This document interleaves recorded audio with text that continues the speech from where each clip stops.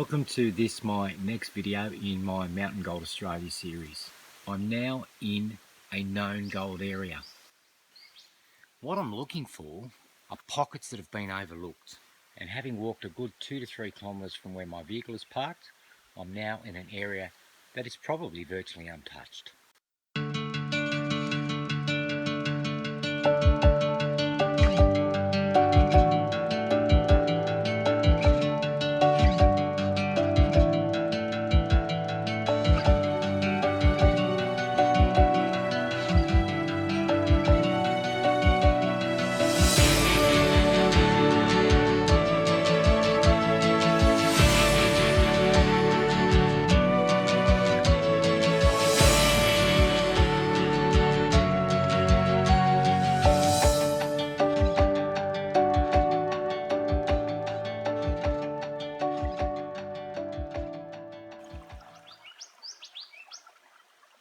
G'day, how you going? In this video I continue my search along the Great Dividing Range in Eastern Australia.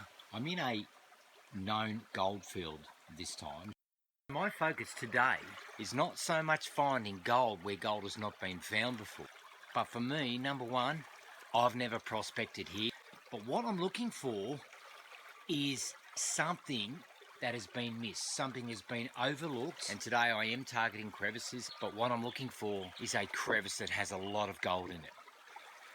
Now where I am is not a known area. I guess you could say it's hidden, and that's because I physically got out of my car and I walked. So it's not an area that's frequented. So there's a really good chance that I might find a good little pocket of gold hidden in some crevice, in some fissure. So that's what I'm looking for today. I'm looking for a very specific thing. I've just come down into this section of the creek, and I noticed here that the water is narrowed by bedrock on the upper side and massive ledges of bedrock on this left hand side. And what caught my attention is, this being a channel, we have the bedrock coming down at a 45-degree angle, sloping right into the centre of the flow. I looked at these little crevices here thinking there should be some good colour in there, and what I failed to remember is that this is not flowing where it would normally flow. If it was flowing properly, it would be up around about here. So I took a few samples out of this little crevice here, and I got about 1 or 2 shades of colour, nothing spectacular at all. So then I had a bit of a think about it, and I thought to myself, well, if the water's normally about here, then maybe that little area in there could be an eddy. So I just took off a couple of surface samples, and in the surface samples got around about 5 or 6 shades of colour. I thought to myself, well, I'll dig down, follow this bedrock down, and I took out the next sample, and I'll show you what I got. You can see the gold coming out on the right hand side of the pan there, and I got a lot of lead. And you can see the colours all the way around the top of the pan. And as you can see, a fair bit of colour. Now it's very, very thin and flaky, so it's wafer thin, but you can see there's a little bit of size to some of it. So that represents around about 30 shades of colour. So that's really, really encouraging, considering I haven't got anywhere near the bottom of that crevice. So I'm going to take another sample. I'm now starting to get some really good colour. So looking at this crevice that I'm working, probably just shy of a foot now, but there's still a really decent amount of loose gravel in there, and it's all running down to an apex, and that's where the best material is going to be. Now that last pan, I still would have normally considered that as surface material, but I panned it out simply to see if there was a cessation of colour from the top, which means if that was the case, I'm only looking at flood gold. However, the results were great, so that means there's got to be more gold. So I'm going to dig it out and we'll see how we go. I've dug even more of this crevice out, really got down into the corner. You can see the clay coming up there now, so that's a really good sign. But there's still more dirt to get out. This is what I got out of it, and we're about to find out. If it's anything like the previous pan, then we're onto something. Now I would expect that this should actually be better. See what we've got. Now there should be more lead in there, and hopefully a lot more gold. Okay, so I've busted all the clay out, and now we're ready to pan. Let's see what we've got.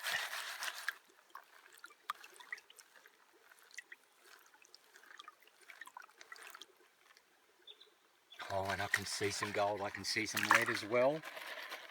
This could be good. And there we go. Looks like around about the same amount of gold, a piece of lead, but more importantly, look at this bloke here. That is a picker. So once again, somewhere between 20 to 30 shows of colour, including one picker, so that's not a bad result. So far, out of this one crevice, around about getting up to nearly 70 shows of colour.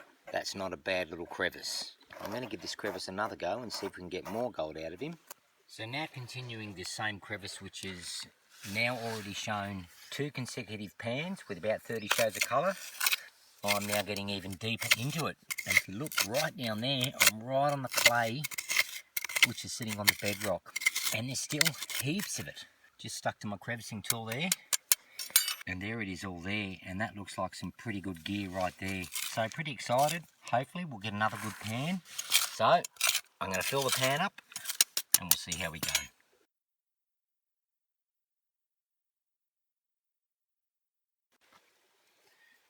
So I've cleaned it right out as much as I can, and you can see I've scraped right down onto the bedrock there, and this is the result. Not much dirt at all. So I've broken all the clay up out of this one, and I'm now ready to pan.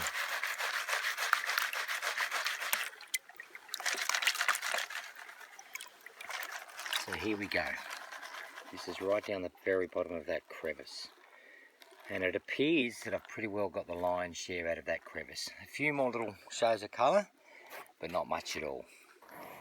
So that's now pinched out that section of the crevice. But I want to show you something.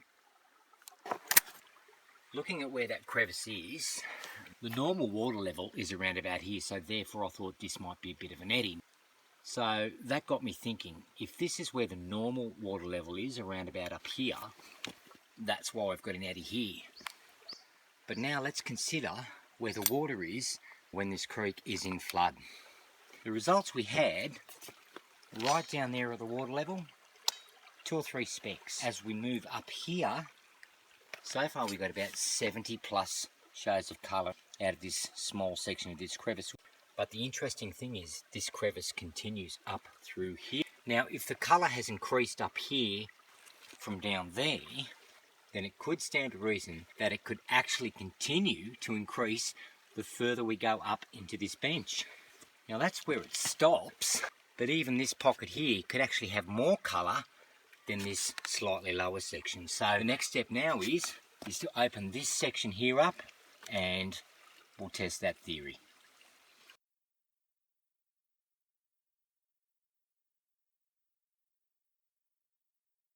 Now of course the other thing is, if I look at this current line that I'm on, back here next to me is another crevice and another one behind there. So if the colour doesn't increase or drops off up here, I can always go down this way and see what this little crevice has got, and beyond it there are more crevices. So I'll give this one here a crack, and we're going to take a surface sample just off the top here.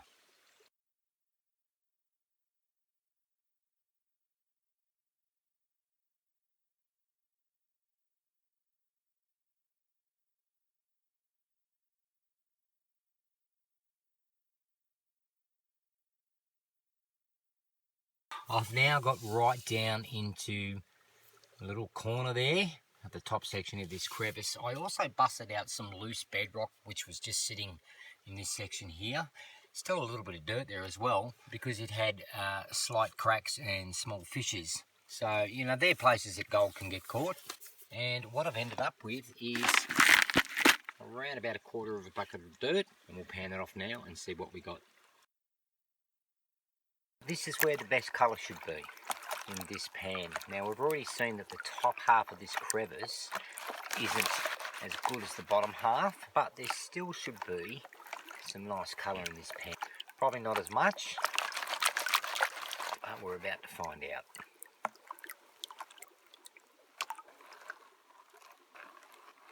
Okay, we've got some colour coming up. There we go, we've got a little bit of colour. Yeah, not as much. Probably another 10 shows of colour there. So yeah, definitely not as good as the bottom half of that crevice. What I might do is I might continue to work along in the same line. The count though, for that one crevice, well over 100 shades of colour. I'll put them all together in the pan and we'll see what we got out of that one crevice. This is what we've got out of just one crevice.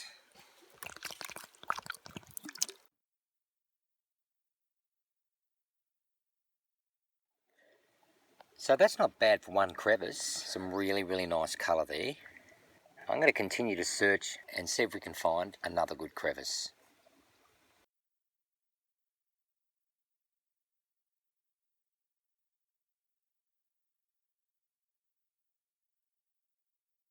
That middle section of the crevice was the richest part.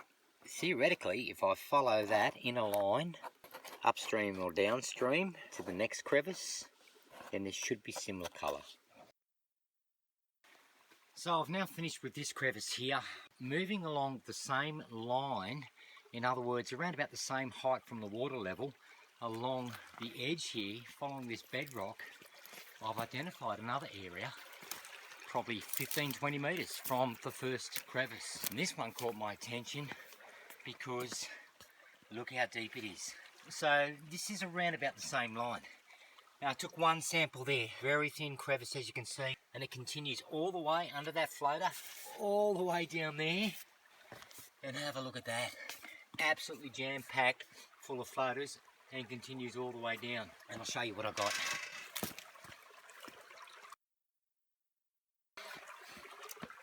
And that was the first little sample pan, and some nice colour there. And once again, I got lead. And when I'm finding lead, I know I'm in the right crevice. And that's the first sample. So now I'm going to dig this crevice, do quite a few more sample pans, and we'll see what sort of colour we can get. I've really opened this crevice up now. I just showed you that first sample with a little bit of lead in it. And I've got right under this big floater here, just pulled him out with a crowbar. Big fella. But under him was sitting a lot of good dirt, gravel and a bit of clay.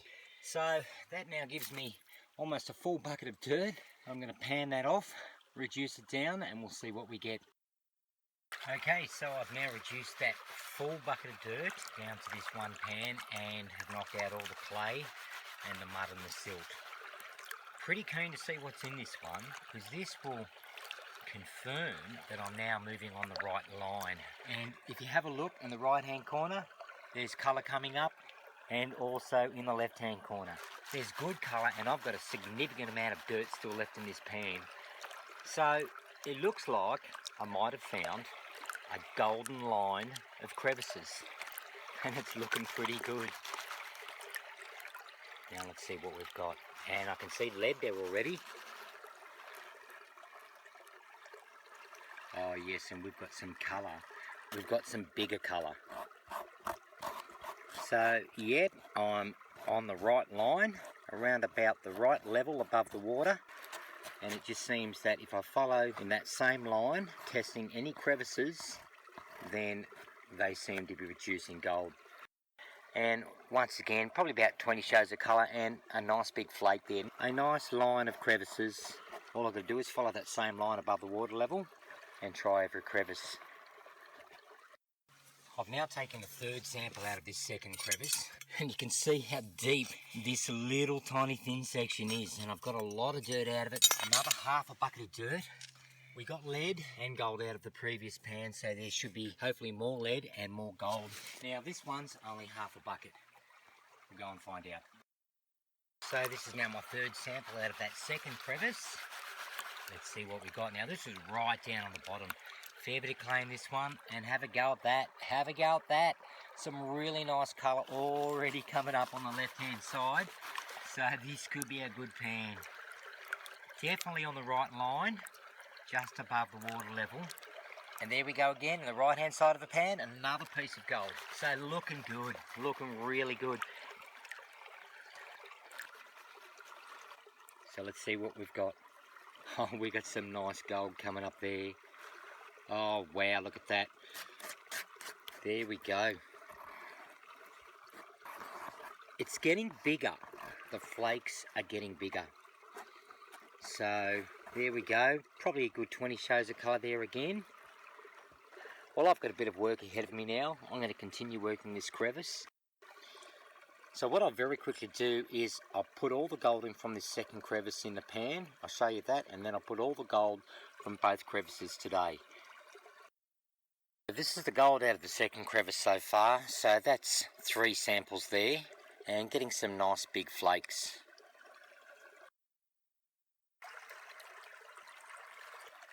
So this is a total gold for just 2 crevices today. Really only around about just over an hour's worth of work. So that's some really nice colour there. Flaky colour, one little picker, but that second crevice I definitely haven't finished. So I'm going to crack on with that. Continuing along, I've now come to this little bit of a natural boiler box, and I've pulled out all the floaters, and I've ended up with just over half a bucket of dirt there.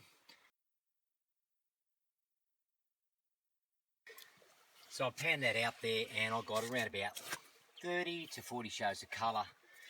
So what I'm going to do now is I'm going to pull all these floaters out along this real thin section here. So that'll probably involve another 2 or 3 pans. And once I've done that, I'll show you the sum total.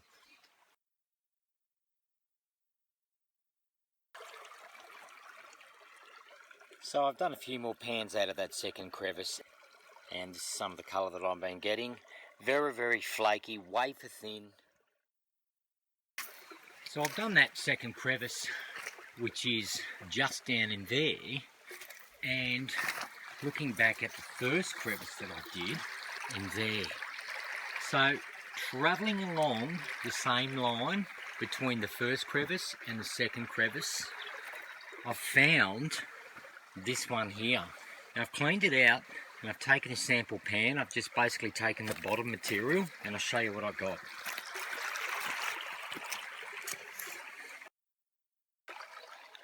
And that's the colour I got out of that sample pan. A good almost 30 shades of colour there. So that's not bad for the first sample. I'm going to keep following it, and let's see what we can get. So I've opened up this crevice, I've pushed back this way, and I've had to move quite a lot of overburden. And even then, after removing the overburden, I've still got half a bucket of dirt. So I'll pan that off now, and we'll see how we go. We're about to find out whether or not this is another good crevice. As I said, got 30 shades of colour out of the first sample. Oh, check that out. Check that out. Look at that piece of gold right there in the corner of the pan. That's a nice piece. It looks flaky, so it's probably not got much body to it, but it's a big flake.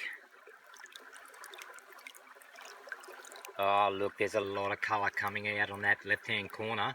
There's a bit coming out on the right now.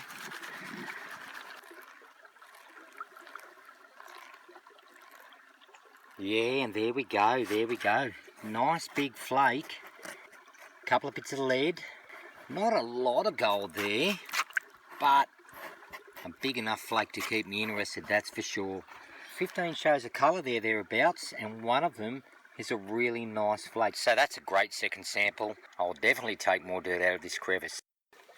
I've scraped out another third of a bucket out of that third crevice. Let's see what we get out of this one. Mind you, I am now moving upwards on that crevice, so the top end of it, and that first crevice, if you remember, pinched out as I moved further up. But even as I'm speaking, I can see colour right there.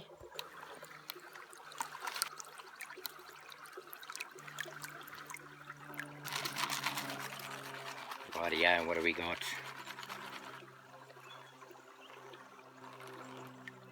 A lot of heavy ironstones there, not much colour. So yeah, it's dropped off as I move further away from the centre of the creek, which stands to reason because that's what the first crevice did. 10 shades of colour in that pan. So this is the results for that third crevice. Around about 50 to 60 shades of colour for 3 samples. If I have a quick look at this crevice, I've still got a lot I could do there. If I took all this overburden out here and continued up, yeah, the colour drops off a bit, but I reckon there'd still be some good colour in there, and I could continue down below as well. So looking at where this is in relation to my first crevice, which was around about over there, my second crevice, which was right there, this is directly in the same line in reference to the water level. So it seems that I might have found a bit of a golden line here. Every crevice that is in this particular line is carrying gold to some extent, and I've found within the space of probably 15-20 metres, I've found 3 nice crevices, all with some nice colour in them. So yeah, not a bad show for that third crevice. The first one was probably the best. Now let's put it all together and let's see what we got for all 3 crevices.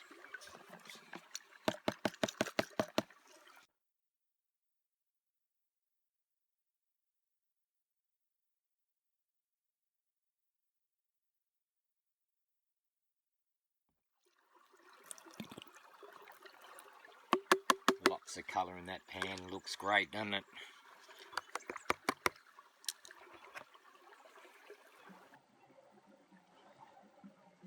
And that's some really nice colour in that pan. Lots of really nice colour there. Really flaky, but heaps of it. And that's only 3 crevices represented by a few hours worth of work.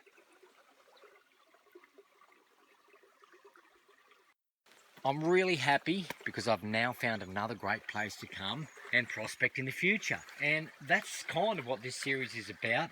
The challenge for me today was to find an area that's untouched simply because you've got to get out of your car and walk. And that's what it's all about. If you want to find the good areas, you've got to get out and you've got to be prepared to walk where other people won't.